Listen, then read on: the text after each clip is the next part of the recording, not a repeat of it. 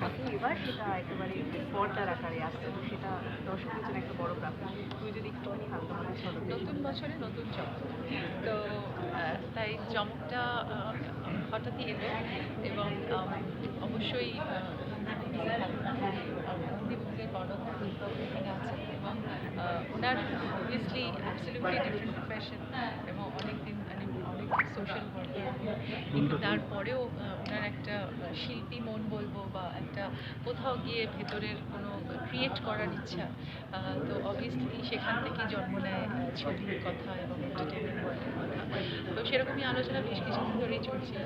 তারপরেই এই পরিকল্পনা আসে একটা ভালো ছবি করার, এবং যেহেতু আমি খুব একটা মিস্ট্রি করিনি, তো সেই জন্য সায়ন্তন একটা এরকমই গল্প আমাদের শোনায় এবং উনি খুব ভালো লাগে ওনার গল্পটা। আমরা আজকে আছি, তো খুব শিগগিরই আমাদের শুটিং শুরু হবে। তাই ওনার ইচ্ছা ছিল যে মানে বছরের শুরুতে একটা খুব সবাইকে নিয়ে একটা সুন্দর অ্যানাউন্সমেন্ট হোক, তো সেই জন্যই আমরা আজকে আস্তে আস্তে এত কথা বলছে। সবারই সময় নিয়ে একটু কনস্ট্রেন্ট আছে, সবাই ব্যস্ত, তাই আজকের দিনটা চুজ করা হয়েছে যেখানে সবাই পাওয়া যাবে।